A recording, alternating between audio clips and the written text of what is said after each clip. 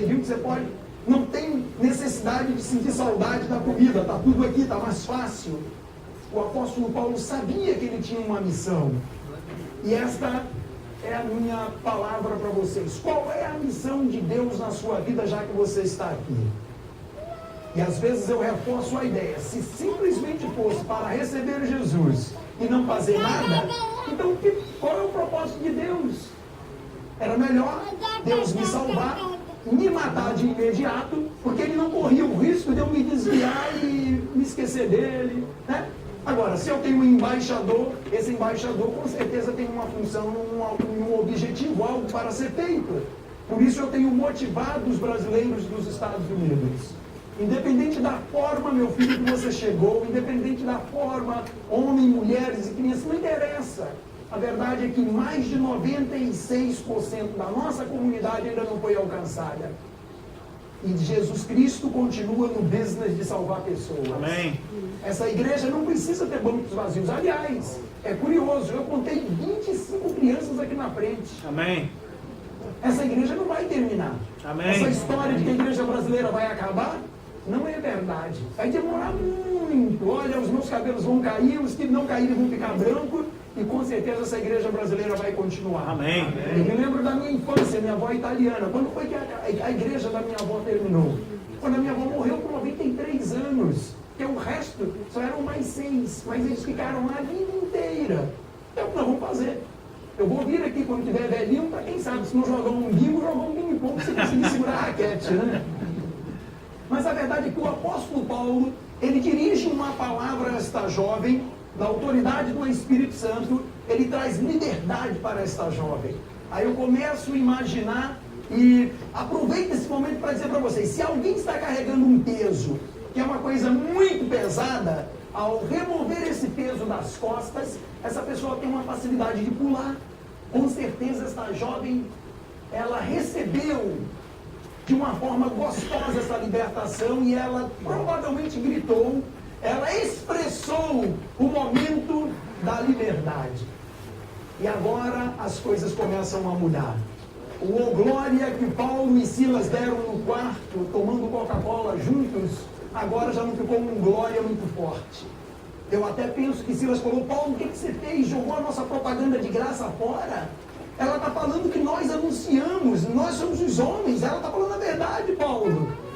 Não deve ter tido essa discussão, porque Paulo e Silas com certeza eram homens de oração, homens que eram guiados pelo Senhor, GPS, são os GPS da fé. E a coisa começa a mudar. E parece que agora eu começo a ouvir do filme que estou assistindo, já não tem coisa fácil na história. O momento agora é um momento de tensão. E agora eu começo a lembrar do que está escrito nesse texto e começo a me perguntar o que aconteceu? Que agora eles já não vão voltar mais para o quarto de luxo. Agora eles não vão tomar mais Coca-Cola. Agora eles não vão ter mais o ar-condicionado. Agora eles perderam todo o luxo da casa de Lídia. Agora eles estão expostos e diante deles uma experiência muito amarga. Vamos imaginar um pouco? Eu quero chamar o apóstolo Paulo dessa igreja. Pastor Danilo, por favor. Eu quero chamar aqui o Silas da igreja. Quem é o vice-presidente da igreja? A igreja tem vice-presidente? Vocês imaginem só. Nós temos o apóstolo Paulo, um homem que recebeu uma visão, ele saiu com um projeto, saiu com uma missão. Silas é companheiro de viagem, aí está o Silas chegando. Né? Silas era mais velho realmente, sabia? Agora vocês prestem atenção, quando nós assistimos um filme, nós temos uma facilidade de memorizar. Com certeza vocês já leram esse texto antes, mas às vezes nós temos uma dificuldade de lembrar, porque são 66 livros que a Bíblia tem. Né? Nessa história, o apóstolo que tinha recebido uma visão e que tinha compartilhado com os seus companheiros, agora o texto me diz, pelo fato do apóstolo Paulo ter dirigido uma palavra que trouxe liberdade àquela jovem, ele também recebeu agora uma acusação. Agora eles foram agarrados. Será que dá para imaginar? O agarrado que eles foram foi assim. Você estragou com o nosso business. Mas quem mandou você fazer? Não existiu esse papo não, gente. Isso é romance. O texto me diz que eles foram agarrados. Tem alguém aqui que pode exemplificar um tal de agarrados? Vem aqui agora, por favor. Vem aqui, por favor. Você entende português?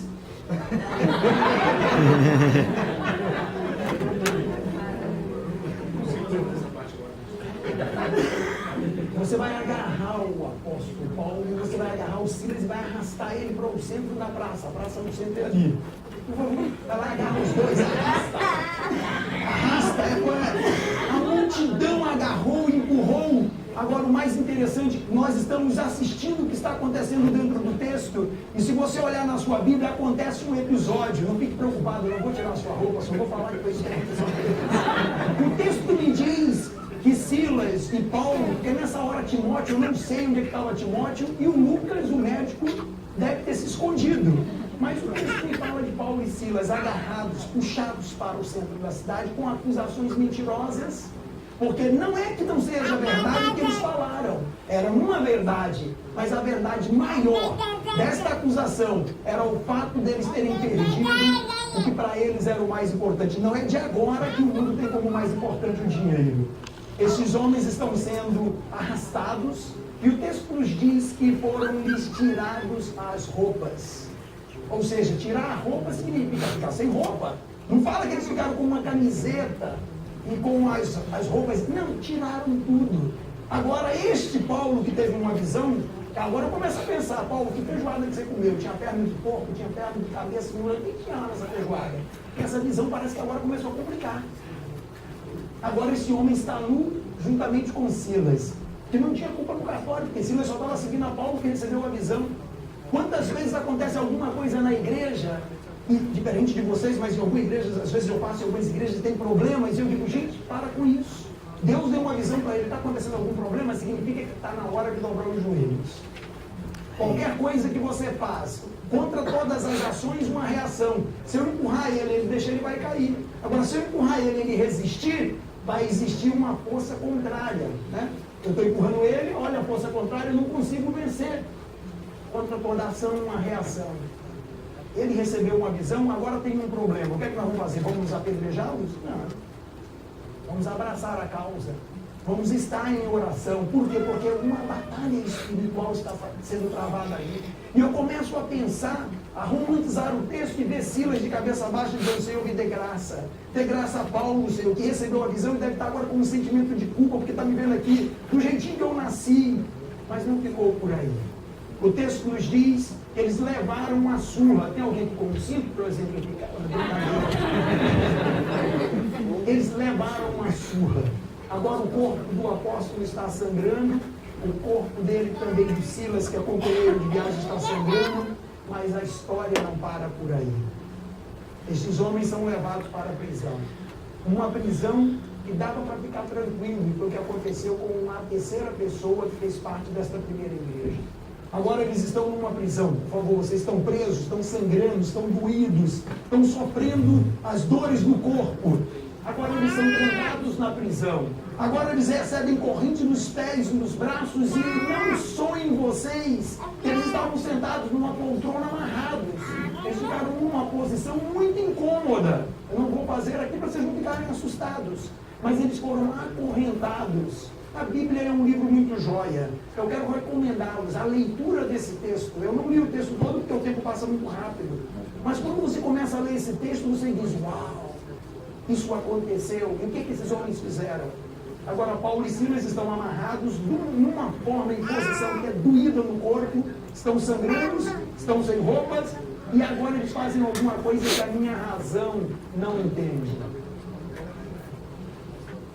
Os dois estão na cadeia, celebrando a Deus. Será que dá para nós cantarmos no momento de sofrimento e injustiça de Deus? O que Paulo e Silas estão fazendo é obedecendo um chamado. Quantas vezes, não vocês, eu reclamo por causa das dificuldades que Deus me permite passar no ministério? Eu posso contar para vocês algumas histórias aqui, vocês chorarem. Mas eu entendo que o reino de Deus, significa adorá-lo mesmo quando a minha compreensão não me permite adorá-lo, porque eu não entendo o que Deus está fazendo. Agora, Paulo e Silas, isso me assusta, a minha cabeça, o meu sangue italiano não teria esse comportamento, mas Paulo tinha o Espírito Santo. O texto começa dizendo que ele recebeu uma visão. Aí depois o texto diz que ele mudou a viagem. O apóstolo Paulo era uma pessoa hiper complicada. Não era uma pessoa fácil, briguento, complicado só. Agora ele recebe uma surra e agora ele vai e canta um hino. Acreditem, o hino era alguma coisa mais ou menos assim: te louvarei, não importam as circunstâncias. Eu digo, uau, como é que vocês cantam isso? Dá para cantar isso no sofrimento? Agora eles estão cantando, adorando a Deus. E o que é que acontece? Deus está mais uma vez aproveitando este momento de dificuldade para alcançar o coração de mais uma outra pessoa. Todas as circunstâncias, todas as coisas que me acontecem, com certeza Deus quer ser louvado. Agora vamos imaginar uma coisa antes de eu passar para as cenas dos próximos capítulos. Vamos imaginar que Paulo e Silas estão brigando dentro da cadeia. Silas levou uma surra por causa de uma visão. Paulo ia brigar com quem? Ia fazer como alguns crentes, não vocês que vocês conhecem a Bíblia. Deus, eu não acredito que o Senhor vai me fazer passar por isso. E Deus fica assim, você queria que eu fizesse o quê? Que eu contasse toda a história para você? Você é medroso. Se Deus me contar tudo que eu vou passar no ministério, eu desisto. Diferente de vocês, eu desisto. Talvez o apóstolo Paulo, o pastor de vocês, não desista, porque ele é um homem corajoso. Vocês, o rosto de vocês me mostra que vocês são corajosos. Eu corro fora. Se Deus me revelar o que vai acontecer comigo amanhã de dificuldade, estou fora. Conta com Paulo e Silas, não comigo. Meu nome é Eliel. Estes homens têm um comportamento fenomenal. Eles não estão brigando, eles estão adorando a Deus. Sabe por quê? Porque eles sabem, eles têm um conhecimento da palavra. Toda terça-feira eles estão lendo a Bíblia juntos. Eles estão ouvindo a voz do Espírito. Eu fico impressionado com alguns crentes. Eles oram. E na hora de ouvirem a Deus, eles não têm tempo. Deus não falou comigo, mas o que você quer que Deus faça? Você só está falando. Quando eu oro, Deus me ouve. Quando é que eu ouço a Deus? Só quando eu leio a Bíblia. Se eu não ler a Bíblia, eu não vou conseguir ouvir a Deus. Pode ligar para o Brasil, falar com quem você quiser. Ouvir a Deus é ler a palavra. Por isso que o pastor está motivando vocês a viverem uma vida melhor e mais fácil. Leitura bíblica traz facilidade para o meu dia a dia. Quantos acreditam nisso? Digam amém. Amém. Essa é uma igreja que lê. Obrigado, pastor, pela vida de vocês. Vocês estão entendendo o que é que está acontecendo na plantação dessa primeira igreja?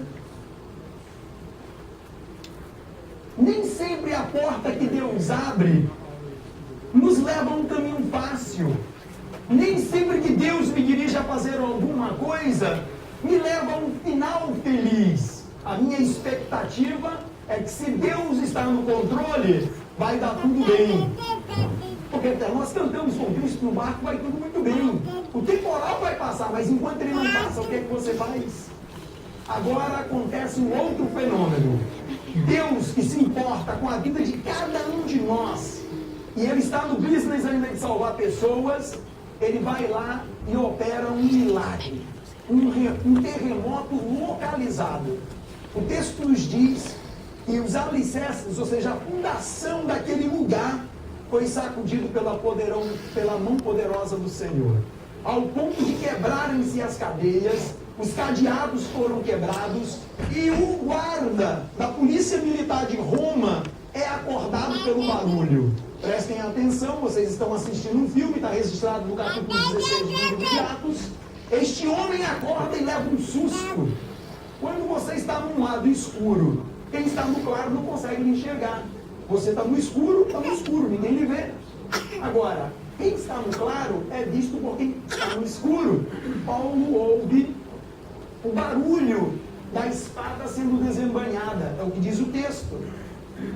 E Paulo brada lá do escuro: por favor, meu amigo da Polícia Militar de Roma, não me faça dano algum.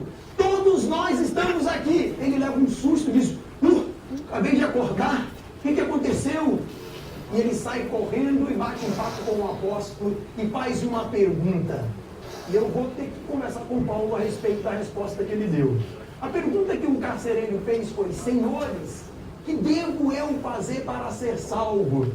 De imediato, eu que fui militar, sabia o que o soldado de Roma estava falando. Ele estava querendo se ver livre da guilhotina de Roma. Era natural, aquele homem ia morrer. Por quê? Porque os presos fugiram na guarda dele. Aqui, ó, você vai cuidar de algo precioso. Agora, se você não cuidar desse algo precioso e perder ele porque está dormindo no trabalho, qual é a recompensa que essa pessoa tem que ter? A morte. Este homem dirige a pergunta e o apóstolo Paulo dá uma resposta que não tem nada a ver com a pergunta do homem. Por isso que eu digo para vocês, ler a Bíblia é um negócio muito jóia. E estudar melhor ainda. Senhores, o que devo eu fazer para ser salvo? E Paulo vai e diz para ele: o homem está querendo ser salvo, está falando da pele dele, está falando do pescoço, está falando da guilhotina que ele sabia que ia descer no cangote dele. E Paulo vai lá e diz assim: olha, creia no Senhor Jesus Cristo e você, a sua casa, gato, cachorro e papagaio vão ser salvos. E este homem para ouvir Paulo, recebe também Jesus como Senhor e Salvador. Amém. O fato do apóstolo Paulo ter glorificado a Deus, celebrado o nome do Senhor, trouxe salvação para ele e para as pessoas que estavam presas justamente. Que a cadeia que se quebrou não foi só do apóstolo, foram as cadeias. O texto é bem claro. Agora vocês imaginem aqui comigo, os crentes, não vocês aqui, mas de outra igreja, eu sempre digo, só vivem reclamando. Está horrível, está péssimo, isso aqui não dá mais, vamos embora. Aí, de repente, você encontra uma pessoa que está passando por uma dificuldade e você diz assim para a pessoa: olha, na minha igreja, o pastor tem uma palavra de ânimo muito boa e Jesus é muito bom. Eu diria o seguinte: olha, você só vive reclamando, para mim é mentira o que você está falando. Jesus não existe, não é nada bom. Você vive reclamando, eu vivo reclamando, você vai para a igreja, eu não vou para a igreja. Crente que reclama, tem duas coisas que acontecem com a vida dele. Primeiro, ele relata para todo mundo que ele não conhece de verdade o Senhor dos Exércitos, o poderoso Deus. Segundo, ele não permite que alguém que não conhece tenha interesse em conhecer. Se eu tenho um irmão poderoso que resolve todos os meus problemas, eu vou dizer para os meus amigos: olha, se vocês tiverem qualquer problema com qualquer menino da escola, fala comigo que eu falo com o meu irmão. O meu irmão é o poderoso. Óbvio que esses meus amigos vão dizer: se eu tiver qualquer problema, eu vou procurar o seu irmão. A mesma coisa acontece na nossa jornada nos Estados Unidos. O apóstolo Paulo, ele obedeceu a visão, porque Deus tinha um projeto na cidade de Filipos. Na cidade de Filipos, naquele instante, aconteceram algumas coisas, e o que eu quero ressaltar dentro desse texto é, primeiro, Lídia, uma mulher asiática, rica, muito rica, primeira membro da igreja batista da Europa. Segunda, pobre, não tinha nada, nem nome a Bíblia revela, grega. Uma da Ásia muito rica, uma da Grécia muito pobre. Terceiro, um cidadão romano, alguém de classe média, deveria ter uns 10 salários mínimos. No Brasil a gente faz assim, né? Quem ganha bem ganha 10 salários mínimos, né? Esse cidadão classe média era um romano. Agora nós temos nesta primeira igreja uma asiática, uma grega e um romano. Uma rica, uma pobre, uma classe média. Como é que é a igreja de Jesus Cristo nos nossos dias? São todos gregos? São todos mineiros de Valadares? São todos goianos? Não são. Aqui nós temos de tudo, né? Temos o paulista, temos o carioca, não tem muito não, mas tem, né? Temos o baiano, temos o mineiro, temos o goiano. A igreja de Jesus Cristo de língua portuguesa é composta por pessoas das mais distintas regiões do Brasil. Se encaixa com o nosso texto. Aqui tem empresários de grande sucesso, tem empresários de sucesso nenhum e empresários de sucesso nível médio. Tem alguns que estão galgando, tem alguns que estão em dificuldade. A igreja de Jesus Cristo é composta de diversas nacionalidades, composta de diversas faixas etárias de idade e níveis sociais. Hoje eu estou aqui com vocês para lhes dizer: 5 anos essa igreja já tem, que foi plantada, está caminhando para o 6º. Será que já terminou o tempo dessa igreja? Não terminou, muito pelo contrário. O pastor Danilo está ali com tantos cabelos, eu estou perdendo porque é muito trabalho para mim. Eu vejo que ele não tem muito trabalho. Precisamos dar trabalho para o pastor Danilo, gente. Nesta noite, nós fizemos uma apresentação para vocês de um texto que nos diz o seguinte: Deus está no controle. O Salmo 46, versículo 10, me diz o seguinte: fica tranquilo. A Bíblia parece que é meio havaiana, né? Que fala para ficar tranquilo, né? Não agita o coração, né? Vai lá, leia o Salmo 46, 10, você vai encontrar: aquietai-vos e sabei que eu sou Deus. Be still and know that I am God. Ele é de verdade o Senhor. As nações estão no controle das mãos do Senhor. Então essa igreja pode sim crescer. E hoje nós estamos falando sobre esta mensagem porque a brasileirada vive dizendo: vamos embora, aqui não dá mais, aqui não dá mais. Os crentes que não entenderam que Deus está ainda no business de salvar almas, também diz a mesma coisa. Hoje nós temos tido o privilégio de trabalhar não só com administração para casais, com projetos como missões como estilo de vida, mas distribuição de Bíblias. O que a nossa comunidade precisa? A nossa comunidade precisa de alguém que diga: olha, Deus é fiel, eu estou seguindo a Jesus Cristo, eu estou lendo a palavra de Deus e a minha vida está mais fácil do que a sua. Eu não digo para ninguém que receber Jesus é ter uma vida fácil, porque eu vou mentir. Receber Jesus é ter a certeza do amanhã. E é a incerteza do amanhã que agita o coração das pessoas. Então hoje eu estou aqui com vocês, não por causa da minha agenda, não por causa da agenda da igreja, mas pelo próprio Deus, pelo próprio Senhor. Hoje eu estou compartilhando com vocês uma palavra e a nossa oração é que o Espírito Santo de Deus desperte a cada um de vocês para cumprirem com uma grande comissão. O ID não é só para nós que estamos no ministério, tempo integral ou parcial. O ID é para todos. Aonde você trabalha, aonde você mora, aonde você estuda, eu não vou chegar lá, mas vocês vão estar lá. A igreja de Jesus Cristo é como sal, nós conhecemos a história dela. Então, se você ouviu esta palavra nesta noite de uma forma talvez diferente do estilo do pastor Danilo, eu quero desafiar você a fazer duas coisas. Primeiro, assumir o compromisso de ler um versículo, exclusivamente um versículo da palavra de Deus, diariamente. Será que é muito esse desafio? Será que dá para vocês atenderem esse chamado? Vou ler um versículo da palavra de Deus diariamente? Quem concordar com a ideia de ler um versículo, vai dar dor de cabeça, você vai acordar tarde, vai dar desânimo, mas você vai quebrar. Depois de 40 dias, você já mudou o hábito. Ler não é gostar, ler é desenvolver o hábito. Se você entendeu que Deus quer usar a sua vida, agora não tem como usar a sua vida se você não ler a palavra. Um crente que não ler a palavra é um crente que está literalmente perdido, que nem cachorro em mudança de pobre, né? A turma diz isso no Brasil, né? E a verdade é, se você está aqui, não importa a forma como você chegou, Deus permitiu você chegar porque Ele quer usar a sua vida.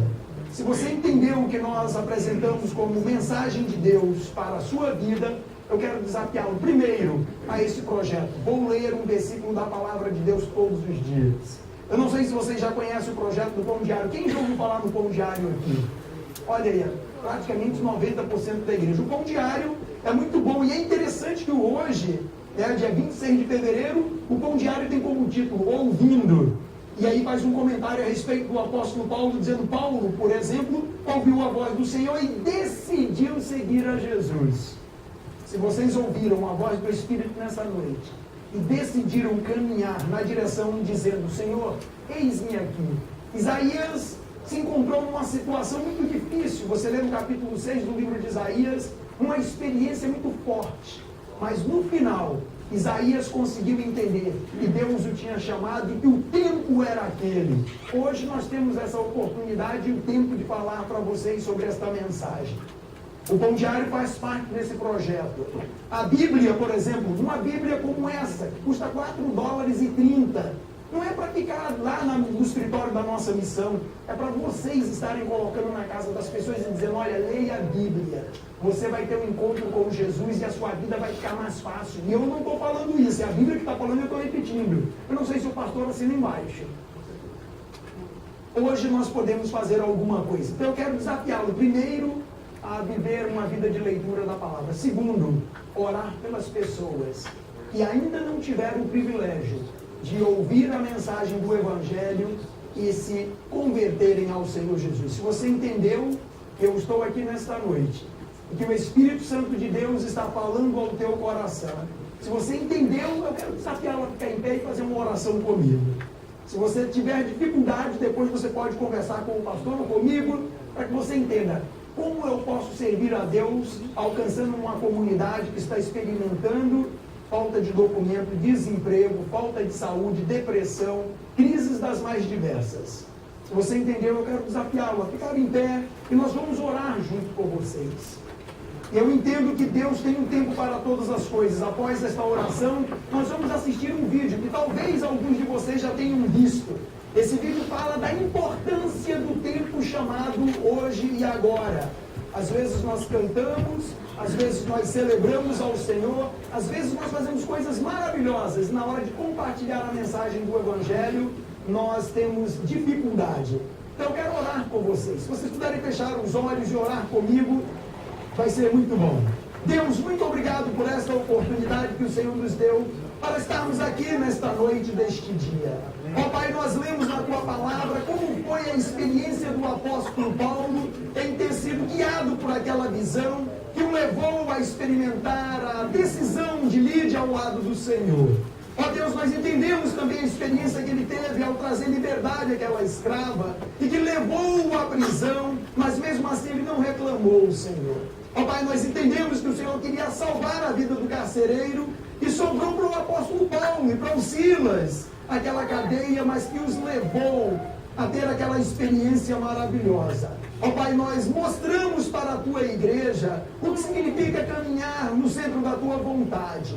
E nesta hora, ó Deus, eu quero pedir ao Teu Espírito Santo que incomode o coração de cada um dos meus irmãos que estão aqui a se preocupar com a vida, primeiro devocional, Senhor, depois a vida de oração, orando por pessoas que ainda não Te conheceram, e depois, ó Deus, servindo estas pessoas com um exemplar da Tua Palavra, ou exemplar do pão diário, para que eles possam também, esses que vão receber e participar, ter condições, ó Deus, de receber o Senhor Jesus como Senhor da vida deles. Ó Pai, fala conosco ainda nesta noite por intermédio deste vídeo, e nós daremos glórias ao Teu nome, e veremos a expansão do Teu Evangelho nesta cidade. Obrigado, Senhor, mais uma vez por esse instante. Oramos agradecidos em nome de Jesus. Amém, amém e amém. Vamos ver este vídeo e depois o pastor estará com a palavra.